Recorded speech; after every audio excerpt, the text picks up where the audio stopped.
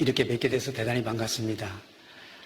저는 지금 세계적으로 평화운동을 전개하고 있는 UPF라고 하는 운동단체에서 교육을 담당하고 있습니다.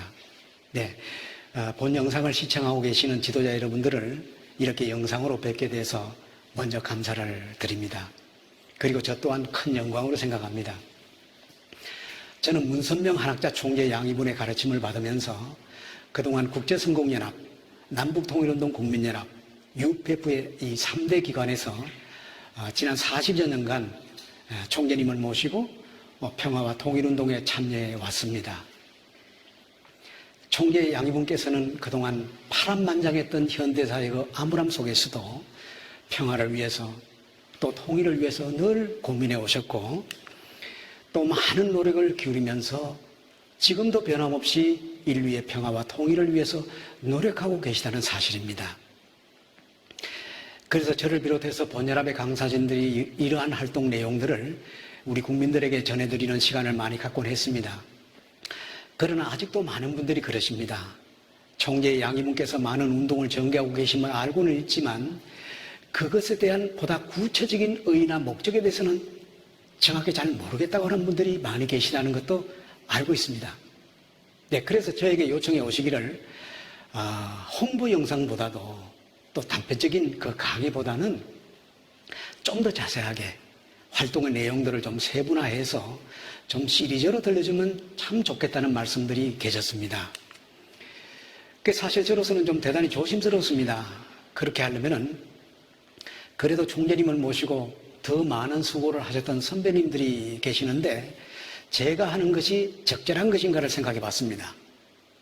그런데 선배님들이 그러시더군요. 아니, 나이 한 살이라도 더 젊은 사람이 해야 한다고 하면서 저에게 용기를 주셨습니다. 그래서 제가 감히 여러분 앞에 이렇게 서게 된 것입니다. 예. 다소 좀 부족한 점이 있더라도 넓으신 마음으로 경청해 주시면 감사하겠습니다. 그동안 제가 보고 느낀 점들을 조금 더 가감없이 팩트를 중심으로 말씀을 드리고자 합니다. 저도 여러분들과 함께하는 이 시간을 정말 이제 기쁜 마음으로 진행하려고 합니다. 저도 그동안 서울 시민들을 대상으로 많은 강의를 했습니다. 그때 했던 자료들을 다시 정리를 해서 시리즈로 제작하고자 합니다. 본 영상은 평소 우리들의 활동에 대해서 궁금해 하시거나 그리고 관심을 갖는 분들을 대상으로 만든 자료이니만큼 이 영상을 보시고 우리의 평화운동, 통일운동에 대해서 바르게 이해하는 시간이 됐으면 하는 그런 마음으로 지금부터 첫 시간을 진행하도록 하겠습니다. 여러분, 저는 오늘 첫 단원의 키워드를 평화로 정해봤습니다. 네, 그리고 평화라고 하는 주제 아래 다시 4가지 소주제를 중심으로 말씀을 드려보겠습니다. 여러분, 평화하면 누구나가 원하는 인류의 소망입니다. 언제 들어도 마음에 위안을 주는 동시에 또 우리가 간절히 바래왔던 꿈이기도 하지요. 그러나 인류 역사가 시작된 이래 단 한 번만이라도 평화시대가 도래한 적이 있었던가 하고 반문해 보게 됩니다. 평화의 의미와 그 기준은 사람들의 가치관에 따라 다를 수가 있습니다. 우리가 마음속으로 그려보는 평화의 이미지란 과연 어떤 것인가요? 여러분, 우리가 그려보는 평화로운 세계 또는 행복의 세계는 과연 어떤 세계일까요? 좀 동화 같은 얘기 같습니다만은 우선 보시는 것처럼 이렇게 아름다운 환경이 갖춰지면 참 좋겠죠? 네, 그리고 사랑하는 연인을 만나 결혼해서 행복한 가정을 이루고 또 이웃들과 함께 사이좋게 살아가는 것, 이러한 꿈들은 아마 누구나 한 번쯤은 마음속으로 그려본 그 평화의 행복의 이상이 아니겠는가 하고 생각을 해봅니다. 그러나 인류는 역사가 시작된 이래 수많은 대립과 갈등 속에 살아온 인류였습니다. 지난 세기를 되돌아보면 인간끼리 또는 집단과 집단 사이에 더 나아가 국가와 국가 간의 수많은 대립과 갈등 그리고 전쟁으로 점철되어 왔습니다. 그 많은 전쟁과 인종 간의 갈등은 아마도 20세기가 가장 참혹했다고 생각이 됩니다. 네, 대량 살상 무기를 개발한 인류는 1차, 2차 대전을 거치면서 참으로 암울한 시대를 겪었습니다. 여러분, 그 가운데서도 20세기의 가장 큰 인류의 난 문제는 바로 공산주의라는 사상의 출현이었습니다. 이 사상이 우리 인류에게 왜 해악을 끼친 사상이었을까요? 공산주의 이론의 핵심은 먼저 신을 부정했습니다. 인간의 가치는 한낱 고등동물로 취급을 했으며 자신들의 목적인 공산혁명을 이루기 위해서는 폭력마저도 살인마저도 정당화했습니다. 이 사상은 독일에서 태어난 칼 마르크스에 의해서 주창이 됐습니다. 오늘 이 시간에는 공산주의를 전반적으로 비판하는 강의는 아니지만은 그래도 최소한 공산주의의 이론의 핵심이 무엇이며 마르크스가 이 이론을 주창하게 된 배경에 대해서는 간단하게라도 언급하고 가는 것이 이해를 돕는다고 생각되기 때문에 잠깐 말씀을 드리도록 하겠습니다. 여러분, 어떤 사상이든 간에 그 사상이 출현하게 되는 배경에는 그 사상가의 심리, 성격, 개성, 그리고 그 사람의 인생관, 세계관, 역사관이 크게 작용이 됩니다. 그리고 그 사상가가 살았던 당시의 여러 사회 현상들도 사상 형성에 영향을 주게 되죠. 마르크스는 유태인입니다. 여러분, 독일 사회에서 유태인 신분으로 살아간다는 것은 그 삶이 너무도 비참했습니다. 마르크스는 어릴 때부터 유대 랍비 가정에서 자란 아주 천재적 소년이었습니다. 그러나 독일 사회로부터 유태인이라고 하는 이유만으로 심한 차별을 받으며 성장을 했습니다. 그리고 가정적으로나 또는 사회적으로 겪어야만 했던 그 마르크스는 유소년 시절부터 말할 수 없는 고독감, 소외감, 열등감, 굴욕감 등을 체험하면서 성장을 했고요. 청년기를 거치면서 마르크스의 성격은 점점 반항적이고 투쟁적인 성격으로 굳어지면서 마르크스의 내면에는 복수심에 불타는 혁명가로서의 성격을 형성하여 갔음은 우리가 쉽게 짐작할 수가 있는 것입니다. 또 마르크스가 자라던 그때 당시 그 사회상이라고 하는 것은 산업혁명으로 인해서 자본주의가 점차 발전돼가는 중이었습니다만은 유럽에서 처음 실시됐던 그 초기 자본주의 사회는 자본가들이 노동자들에 대한 착취가 너무나 심했습니다. 노동 환경도 열악했을 뿐만 아니라 수십 시간을 일을 해도 생계를 유지하기가 너무나 힘든 그런 생활이었습니다. 그로 인해 실업자가 늘고 가난과 질병 등의 악순환이 계속됐지요. 이런 참혹한 사회 현상을 보면서 마르크스는 사회를 개혁하겠다고 하는 자신의 꿈을 점차적으로 구체화해 나갔던 것입니다.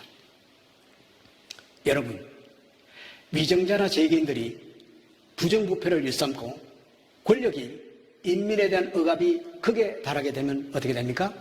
거기에는 필연적으로 새로운 사상가나 종교가가 출현해서 사회적 혼란과 위기로부터 대중을 구출하고자 하는 혁명의 조짐이 있는 것은 당연한 것이었습니다. 그 당시에 그와 같은 목적으로 출현한 인물이 바로 마르크스였습니다. 그리고 공산주의 이론을 체계화시키고 당시에 억압받으며 빈민층에 속하는 노동자 농민들을 해방하기 위해서는 반드시 자본가 계급을 타도하고 계급사회를 없애며 가진 자들의 억압에서 벗어나 노동자 농민들이 잘 살 수 있는 유토피아 세계를 건설해보자는 것이 공산주의가 추구하는 슬로건이었습니다. 그러니까 당시에 빈민층에 속하는 노동자 농민들에게 있어서는 이 공산주의야말로 복음 중에 최고의 복음이었고 구세주였습니다. 그러니까 순식간에 유럽 사회를 공산혁명의 불길로 확산될 수가 있었던 것이죠. 이 사상에 의해서 최초로 등장한 공산국가가 바로 소련이었습니다.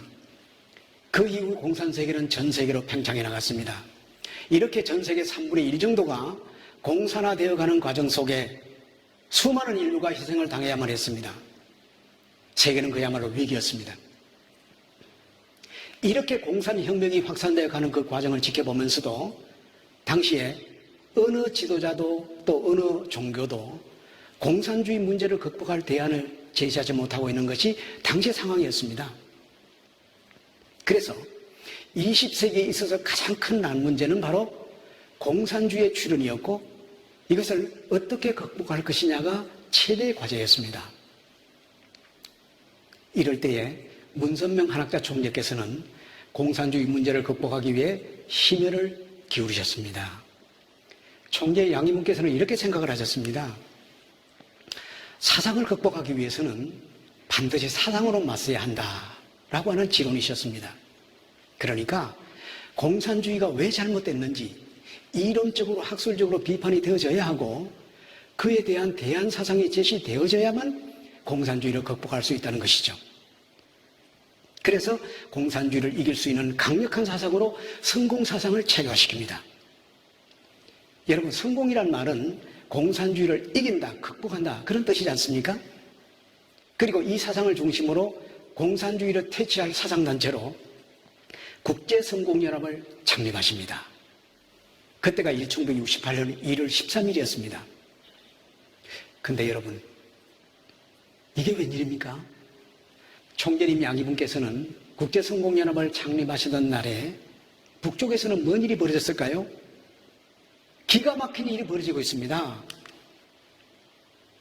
북한의 민족보위성 정찰국장 김정태는 124 특수부대 31명을 선발을 하고 아주 강도 높은 훈련을 시킨 다음에 1968년 1월 13일에 다시 다음과 같은 지령을 내립니다.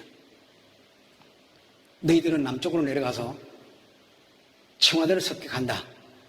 그리고 반드시 대통령을 암살해야 된다라고 하는 지령을 내립니다. 이 지령을 받은 특수부대 요원들은 4일 만에 군사 분계선을 넘습니다. 그리고 8일 만인 1968년 1월 21일 청와대 근처까지 침투해 들어왔습니다. 여기에서 우리 군과 경찰이 당연히 이들과 대치를 하게 되죠. 특수부대 31명 중에 현장에서 29명이 사살이 됩니다. 그리고 2명이 살아남았는데 1명은 북으로 도주를 하고 1명이 투항을 했습니다. 이 사람입니다. 이 사람 누구죠? 김신조입니다. 요즘 대학생들에게 강의를 하면서 이 사람 누구냐고 물으면 잘 모릅니다, 학생들이. 예. 자.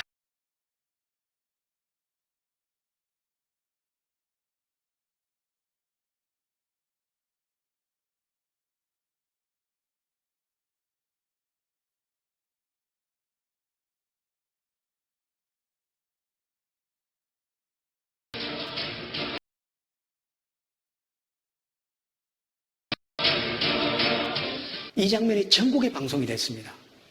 온 국민은 경악했고 충격에 빠졌습니다. 아니, 세상에 어떻게 이럴 수가 있느냐.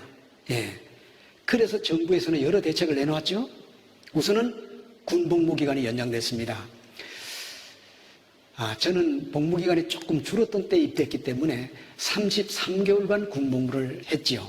예. 그리고 향토 예비군 창설, 그리고 고등학교, 대학교에는 뭐가 전개가 됐죠? 군사훈련인 교련이라는 과목이 등장하는 등의 여러 대응책이 발표가 됐습니다. 이러한 사항을 지켜보신 총재 양이문께서는 깊은 고민에 빠지십니다. 물론 정부에서는 당시의 상황으로 볼 때 이러한 대응책을 내놓는 것은 충분히 이해를 하셨습니다. 그러나 이것보다 더 중요한 대책은 과연 없을까? 그런 문제를 놓고 깊은 고민에 빠져 계셨습니다. 정부의 이런 대응책도 물론 중요하지만은 그보다도 더 중요한 것은 전 국민의 사상교육이 그 무엇보다도 중요하다고 판단하신 것입니다. 그래서 총재님께서 오랫동안 숙고하신 끝에 결단을 하셨습니다. 전 국민 안보 교육을 위해서 국제성공연합 산하에 성공연수원을 건립할 것을 계획하셨습니다. 이 연수원이 경기도 구리시에 소재한 최초의 연수원입니다. 그리고 총재님께서는 이렇게 말씀하셨습니다. 교육이란 한 번을 하더라도 제대로 해야 된다 하시면서 2박 3일 또는 3박 4일 일정으로 합숙 교육이 이루어졌습니다. 공산주의 이론의 모순성을 정확하게 비판하고 그에 대한 대안 사상을 무장해서 왜 공산주의가 잘못됐는지 또 공산주의를 어떻게 퇴치해야 하는지를 체계적으로 교육하는 것이었습니다.